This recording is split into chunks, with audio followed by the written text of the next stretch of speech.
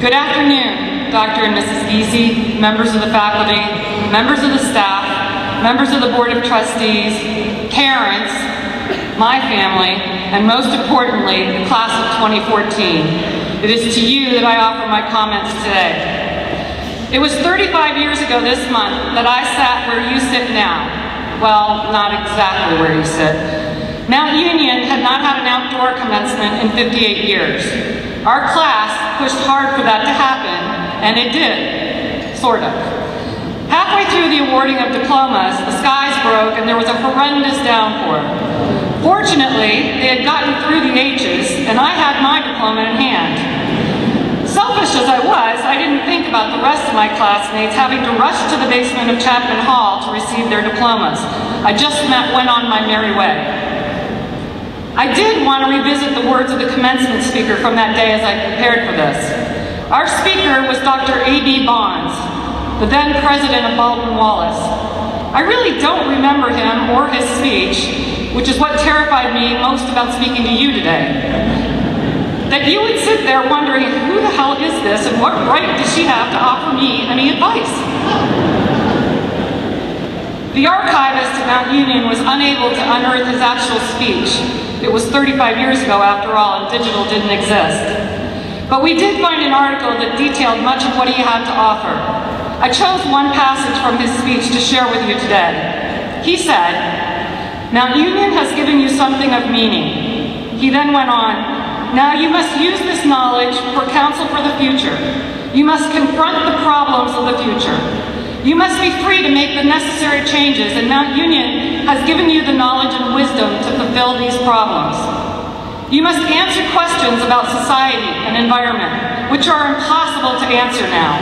And you, the graduates, must make the decision to go ahead with these changes or leave things alone. But most importantly, you must give positive direction to the decisions that you make." His words, while a bit old-fashioned, still resonate today. You must give positive direction to the decisions that you make. The important concept here to me is, once you make a decision, go after it with all you've got. You get to make the decisions now about what your life is going to look like. You get to decide how ambitious you want to be. You get to decide what kind of life you want to lead. Every time you go out for breakfast and you order eggs, someone asks you, "How do you want your eggs?" And every single time, you get to decide for yourself whether you want poached, fried, scrambled, a frittata, eggs Benedict, an egg McMuffin, even an omelet with every imaginable ingredient. You can choose to have the same kind of eggs every single time, or you can choose to change it up once in a while. No one makes that egg decision for you, or if they do, we have something else to talk about. So I'm here to ask you to think about your life that way. You get to decide every single time.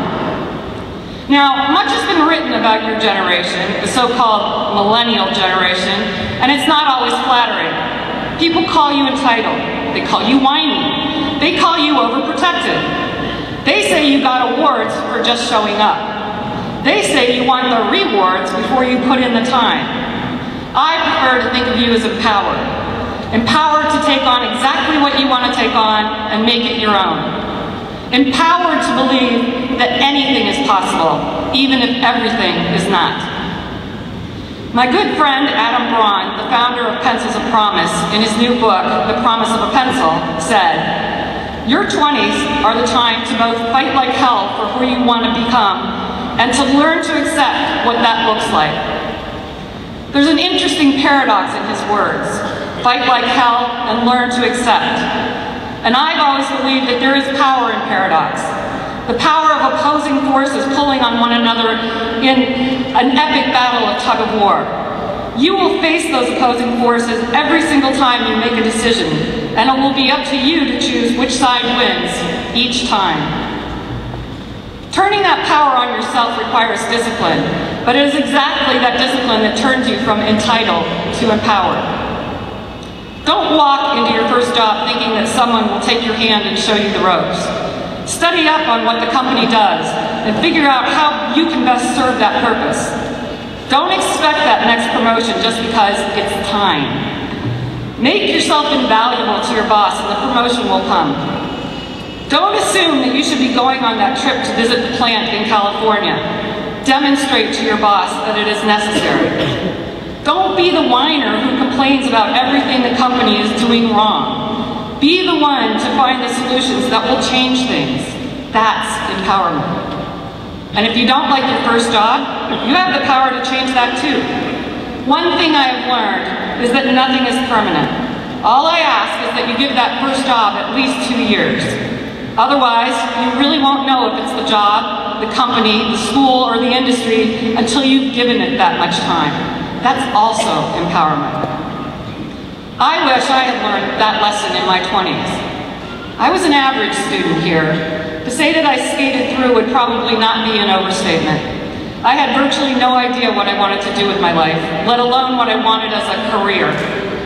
That idea of skating through and going on my merry way followed me through most of my 20s until I found something that I loved. To misquote Garrett Morris as he portrayed the baseball player Chico Escuela on Saturday Night Live, advertising has been very, very good to me. It has. It literally opened the world to me. No one in my family knew anything about advertising. I'm not sure my parents still know what I do. My grandparents were educators, and my dad was a lawyer.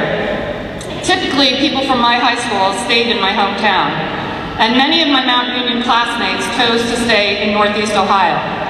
All fine choices, but not mine. Once I discovered that I got to make my own decisions about life, everything changed. After Mount, I swirled around a bit, first in Columbus and then back in my hometown of Warren, PA. I found myself laid off from my job as an advertising coordinator and not sure where to go or what to do next. My boss at the time told me he thought I would love working in an advertising agency, but that meant I had to move to a big city. Scary thought for me, coming from such a small town, but with his encouragement, I followed up and found a job in Baltimore. All I knew then was that this could be a good turning point for me, and I decided to go for it. I lied to my parents about how much I was making so that they would let me take the job and move hundreds of miles away. I lived hand to mouth and worked my tail off for the first 10 years because by watching those around me, I knew that's what it took to be successful in advertising. Sometimes that meant sacrificing, a lot. But mostly, that meant that my innate curiosity could be fed from a smorgasbord of possibilities. I took to it like a fish to water, and I thrived. I never said no to an opportunity, and I raised my hand when no one else did. Technology was my friend and not my enemy. When everyone else was looking for the big packaged goods accounts with big television budgets, I was looking for the chance to work with clients who had a vision for what comes next. Literally the companies who were out to change the world. One thing that didn't occur to me until late in my career was this. By working with breakthrough technologies, I guaranteed that nobody else knew how to do my job. Think about it. No matter what job you were about to take, your boss will not have done that job. Technology has changed every position in the past 10 years, whether it is teaching, sports marketing, physical therapy, or economics. Technology has changed the tools and the trade permanently. Here, you have a choice too. You can be the arrogant kid in the corner who lords it over your bosses that you can do something that they can't do. Or you can use your knowledge to help others and empower everyone around you. 35 years later, I can look back on it all and realize just how rewarding it has been. I've lived all over the country, as Dr. Deasy said, Baltimore, St. Louis, Los Angeles, San Francisco, and now Manhattan. I can mark off every single one of the United States on my bucket list. Every one. I have traveled many times to Europe and South America. I've been to China, Thailand, Sweden, Chile, Russia, Australia, and New Zealand, just to name a few countries. I have shot commercials with famous sports stars and celebrities. I've been on a salmon boat in Alaska. I've worked with the CEOs of many of the Fortune 500, and I've been invited to the White House several times. It took me a while to learn that making myself happy first would also bring me success and accomplishment. It also took me a while to understand that with that success and accomplishment comes a great responsibility. A responsibility to my family, to my friends, and to the community of which I am a citizen. This is a decision I get to make every single day. Do I go to yet another industry dinner, or do I go home and spend an evening with my husband?